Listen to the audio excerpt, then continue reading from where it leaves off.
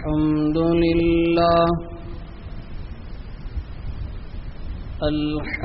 لله وكفى وسلام على عباده الذين اصطفى أما بعد فعن عبد الرحمن بن أبي قراد رضي الله عنه قال قال رسول الله صلى الله عليه وسلم من سره أن يحبه الله ورسوله أو يحبه الله ورسوله فليصدق حديثه إذا حدث وليؤدي إذا تؤمن وليحسن جوار من جاوره أو كما قال صلى الله عليه وسلم. قابل قدر معزز سامعین، السلام علیکم ورحمۃ اللہ وبرکاتہ.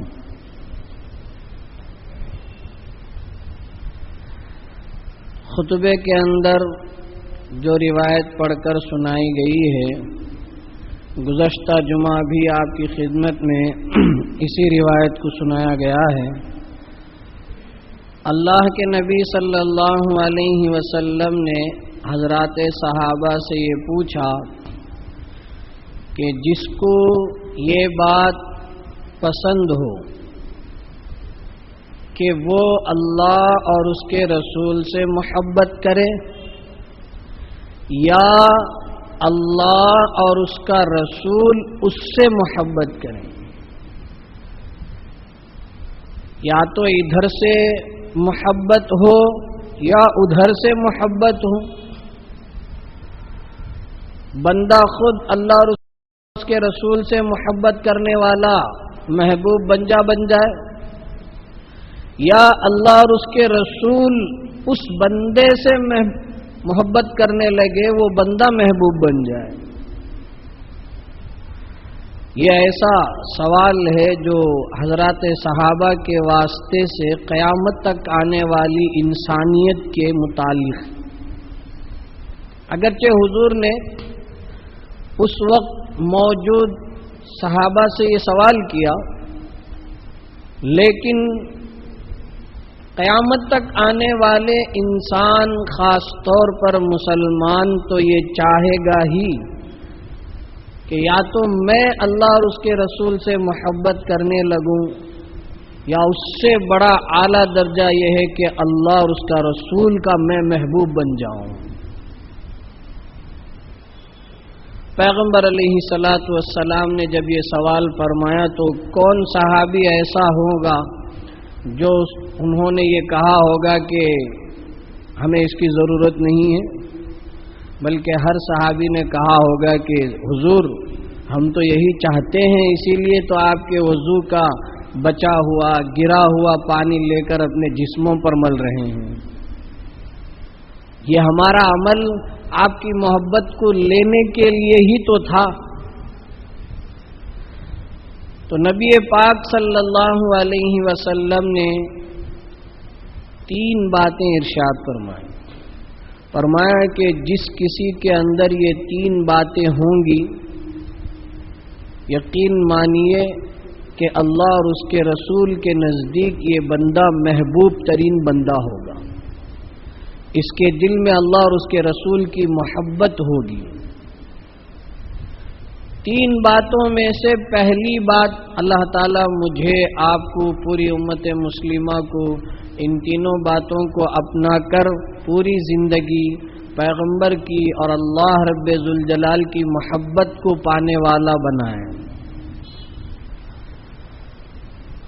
بزرگان محترم، اللہ کی محبت کوئی معمولی چیز نہیں ہے، پیغمبر کی محبت کوئی سرسری چیز نہیں ہے. آج ہمیں اس دنیا میں رہتے ہوئے اس کا اندازہ نہیں ہے. میدان محشر قائم ہوگا، ساری کائنات میں جتنی انسانیت تھی سب ہوں گے، حضرت آدم علیہ السلام سے لے کر قیامت کی صبح تک جتنے انسان ہوں گے سب اسی میدان میں ہوں گے۔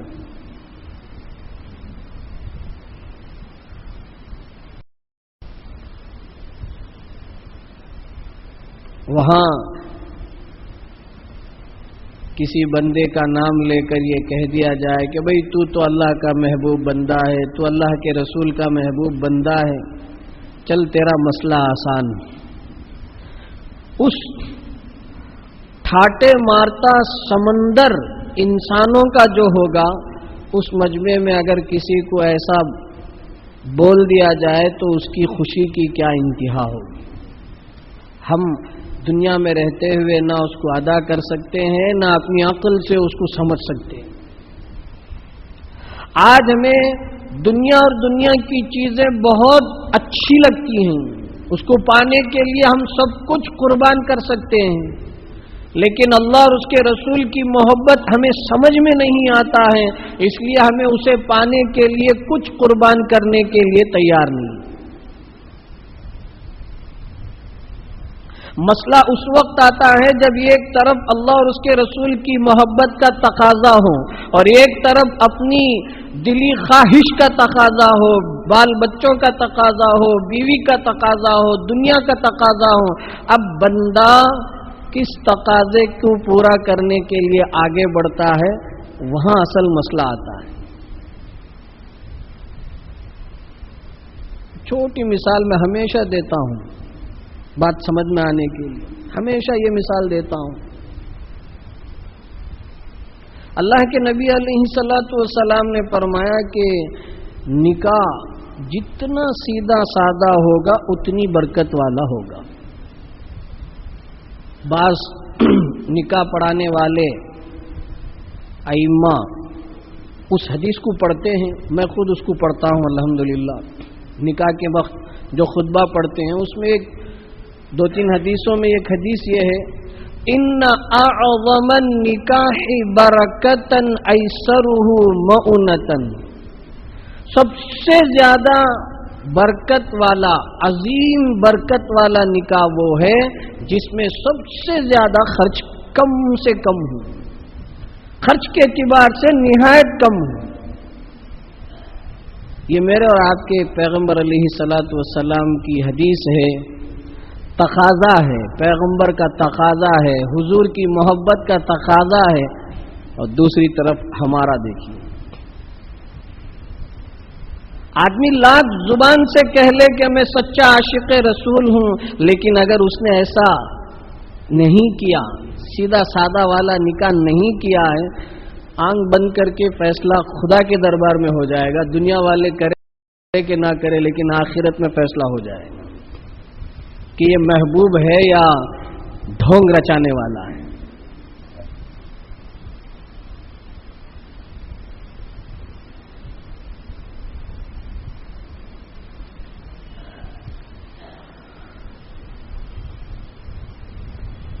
ابھی میں نے مثال ہی نہیں دی ہے، مثال کا مقدمہ میں نے کہا ہے، اب مثال لیجیے۔ نکاح سیدھا سادہ، اس کی بے شمار باتیں ہیں۔ میں ہمیشہ جو مثال دیتا ہوں وہ یہی مثال دیتا ہوں کہ جب بھی جس کے گھر میں نکاح شادی کا موقع ہوتا ہے، دلہن سجتی ہو کہ نہ سجتی ہو، دلہن سجتی ہو کہ نہ سجتی ہو، اس کا گھر سجے گا۔ ہمارے بچپن میں یہاں جتنی بڑی عمر کے حضرات ہیں وہ تو ہم سے زیادہ جانیں گے، جب کسی کے گھر میں نکاح ہوتا، شادی ہوتی، وہ کونے سے وہ کونے تک پندل بنے گے۔ خوب بچپن میں بچے نکاح کے موقع پر بڑے لوگوں کو دوسری ذمہ داری تو بچوں کو بڑی خوشی کے اس کھمبے میں پکڑنے کا کھیل کھیلیں گے، ادھر سے ادھر، ادھر سے، اتنے لمبے لمبے۔ ایک دور وہ بھی تھا ہمارے شہر کا، خوب گھر سجتا یا نہ سجتا، اندر کے لوگ سجتے یا نہ سجتے، گلی سجے گی۔ اللہ نے سمجھ دی، عقل مندی دی، لوگ سمجھتے گئے تو اس چیز سے آج الحمدللہ شہر کا اکثر طبقہ اس چیز سے اپنے آپ کو بچا کے رکھتا ہے۔ البتہ چونکہ وہ دقیانوسی ایک طریقہ، اولڈ ٹائپ طریقہ تھا، اس سے تو لوگ اوائڈ کرنے لگے، لیکن اب ڈیجیٹل طریقے پر آ گئے۔ اب کیا ہے، عجیب و غریب قسم ہائے قسم، رنگ برنگ سیریل لائٹوں کی ایسی بھلجڑیاں ہوتی ہیں، دیکھنے والا دیکھتا رہ جائے کہ شاید جنت یہی ہے۔ اچھے اچھے لوگ، نمازی، حاجی، فلاں اس حمام میں سب ننگے، اس عنوان میں آخری بیٹی، پہلی شادی، عورتوں کا ڈیمانڈ، بہانے مختلف۔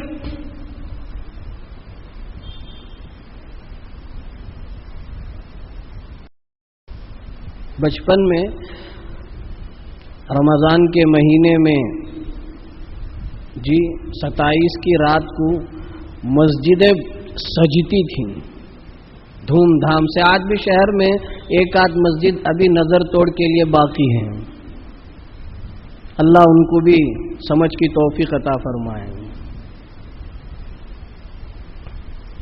مسجد کا پیسہ کس میں استعمال ہو رہا ہے؟ خیر، یہ ساری باتیں ایک الگ مستقل عنوان ہیں۔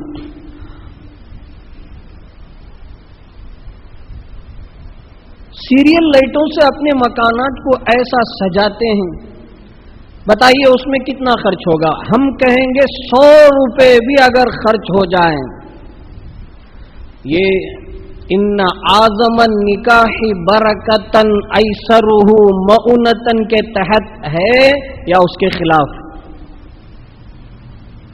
پیغمبر علیہ الصلوۃ والسلام کے 11 نکاحوں میں سے سب سے بڑا ولیمہ، اس میں ایک بکرا ذبح ہوا تھا، بس سب سے بڑا ولیمہ حضرت زینب رضی اللہ عنہا کے نکاح کے موقع پر حضور نے جو ولیمہ کیا ہے، اس کو تاریخ کی حدیث کی کتابوں میں کہا گیا ہے کہ سب سے بڑا ولیمہ، اس میں ایک بکرا ذبح ہوا تھا۔ آج کوئی ہے جو ایک بکرا ذبح کر کے اپنا ولیمہ کرایا ہوں؟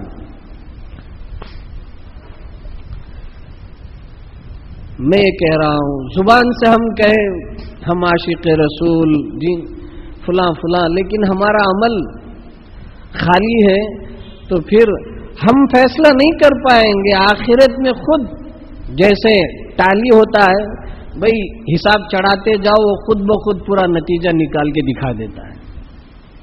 آپ ایک اوکے کر دو، کلک کر دو، پرنٹ آؤٹ نکال لو تو سارا جی آپ نے کہاں خرچ کیا اور کہاں سے آیا، وہ تفصیل جیسے آتی ہے، ایسے ہی ہماری دل کی، ہماری زبان کی ساری چیزیں وہاں کلک ہو کر آ جائیں گی۔ وہاں ہمیں ایک دوسرے کو دیکھنے کی ضرورت نہیں پڑے گی، خود آدمی فیصلہ کر لے گا کہ میرا نتیجہ کیسا ہے۔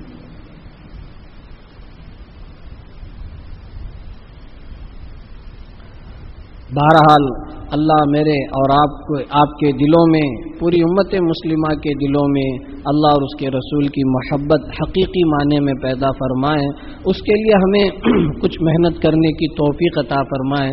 اس حدیث میں اللہ کے نبی علیہ السلام نے اسی کی طرف ایک چھوٹا سا نسخہ بتایا ہے کہ 3 کام اگر ہم کر لیں گے تو انشاءاللہ اللہ کی ذات سے امید ہے کہ اللہ ہمارے دلوں میں اس کی اور اس کے رسول کی محبت پیدا فرما دیں گے۔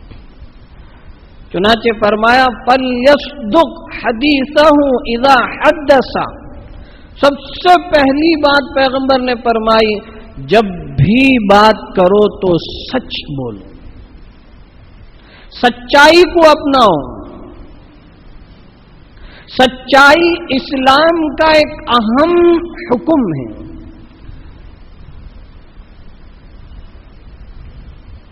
امام غزالی رحمت اللہ علیہ نے قرآن و حدیث میں سچائی کے بارے میں بے شمار باتیں ہیں، امام غزالی علیہ رحمہ نے قرآن و حدیث کی روشنی میں ان کی کتاب جو ایک احیاء العلوم ہے، جو بہت ہی مایہ ناز کتاب سمجھی جاتی ہے، اس میں انہوں نے سچائی کی 6 قسمیں لکھی ہیں. پھر بعض علماء نے ان 6 کو سمیٹ کر 3 قسموں میں بیان کیا. نمبر 1، سچائی زبان کی، زبان میں سچائی ہو، جھوٹ نہ ہو. آدمی زبان سے جو بھی بولے سچ بولے. اس کے متعلق اگر ہم کہیں گے تو سارا وقت بس نہیں آئے گا. آدمی سچائی سے متعلق اس دور میں اتنا غافل ہوتا جا رہا ہے، اللہ ہماری حفاظت فرمائے. بڑا آدمی بڑے لیول میں، درمیانہ آدمی درمیانہ لیول میں، اور چھوٹا آدمی چھوٹے لیول میں.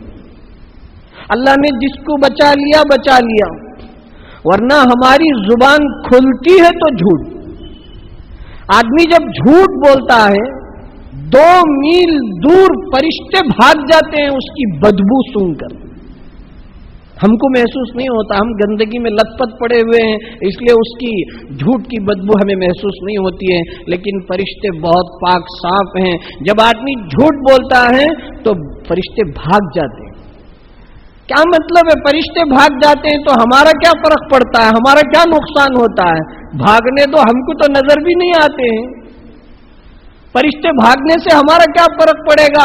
جب وہ فرشتے ہم سے دور ہو جائیں گے، خبیث قسم کے جنات شیطان ہمارے اوپر مسلط ہو کر ہمیں نقصان میں ڈالیں گے، ہماری دنیا بھی برباد کریں گے، آخرت بھی برباد کریں گے. یہ جو فرشتے جو بھاگ جاتے ہیں تو سوال پیدا ہو سکتا ہے، بھئی بھاگ جانے سے ہمارا کیا نقصان ہوگا؟ فرشتے اللہ کی طرف سے حفاظت کے لیے مامور ہوتے ہیں. ہر انسان کے ساتھ فرشتے ہوتے ہیں جو اس کی حفاظت میں لگے رہتے ہیں. جیسے گھر ہو یا دکان ہو یا فیکٹری ہو یا کوئی بھی ہو، وہاں سیکورٹی ہوتا ہے، حفاظت کرنے والا ہوتا ہے. جو ہی حفاظت کرنے والا سیکورٹی جو ہے تھوڑی دیر کے لیے غائب ہو جائے تو اسی وقت میں چرانے والا چوری کرتا ہے، ڈاکہ ڈالتا ہے اور کوئی چیز اٹھا کر لے چلا جاتا ہے تھوڑی سی دیر میں. بالکل اسی طریقے سے فرشتے جب ہماری اس بدبو کو سونگ کر بھاگ جاتے ہیں، دور ہو جاتے ہیں، تو اس وقت شیطان ہم پر مسلط ہو جاتا ہے. ہمیں نہ دنیا کا رہنے دیتا ہے نہ آخرت کا رہنے دیتا ہے. سچائی زبان سے جو بھی کہیں سچ کہیں. ایک بہت بڑے صاحب نے ایک بڑی محفل میں مجمع میں کہا، 1000 جھوٹ بول کو ایک شادی کر سکتے نہیں کیا؟ ارے کس خدا نے کہا کہ تم کو 1000 جھوٹ کہہ کر تم شادی کراؤ؟ کیا ضرورت پیش آ گئی؟ جھوٹ آدمی جب اپنے اعتبار سے اختیار کرتا ہے تو اس کے لیے جھوٹ ہی جھوٹ نظر آتا ہے. اور وہ جھوٹ جب بندہ ایک مرتبہ جھوٹ بول دیتا ہے تو اب اس کے لیے اللہ کی طرف سے رحمت کے دروازے بند ہو جاتے ہیں. اب وہ اس جھوٹ کو بچانے کے لیے پے در پہ لگاتار جھوٹ پر جھوٹ، جھوٹ پر جھوٹ بولتا چلا جاتا ہے. یہ انسانوں کا تجربہ ہے. اور وہی اگر انسان سچ بول دے، اگرچہ وقتی طور پر، عارضی طور پر اس کو کچھ تکلیف ہوگی، لیکن وہ سچائی اس کو نجات دلائے گی. اسے آگے کبھی جھوٹ بولنے کی نوبت نہیں آئے گی. زبان سے آدمی سچا ہو. آج اللہ اکبر، لوگ بولتے ہیں نا، منہ کھولے تو جھوٹ، منہ کھولے تو جھوٹ. یہ کوئی کسی دور دراز علاقے کی بات نہیں، ہمارے علاقے کے اندر یہ سب رائج ہے. آدمی جب کسی کے انتقام لینے پر آ جاتا ہے تو اس کے متعلق غلط سلط جھوٹی باتیں دھڑام دھڑام کر کے گھڑتا ہے، بولتا ہے. بچے بھی جھوٹ بول رہے ہیں، جوان بھی بول رہے ہیں، بوڑھے بھی بول رہے ہیں، مرد بھی بول رہے ہیں، عورتیں بھی بول رہی ہیں. مردوں کے مقابلے میں عورتوں میں یہ کیفیت مادہ زیادہ.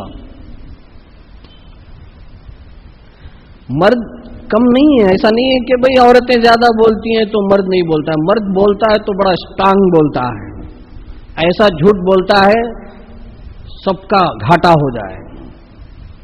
مرد حضرات ہم بھی کسی سے کم نہیں ہیں. تو پیغمبر علیہ الصلوۃ والسلام کی اس حدیث مبارک کی روشنی میں امام غزالی علیہ رحمہ نے جو فرمایا کہ زبان سے سچائی بولے. نمبر 2، دل سے سچائی ہو، نیت سچائی کی ہو. دل میں جو ہوتا ہے وہ زبان سے نکلتی ہے.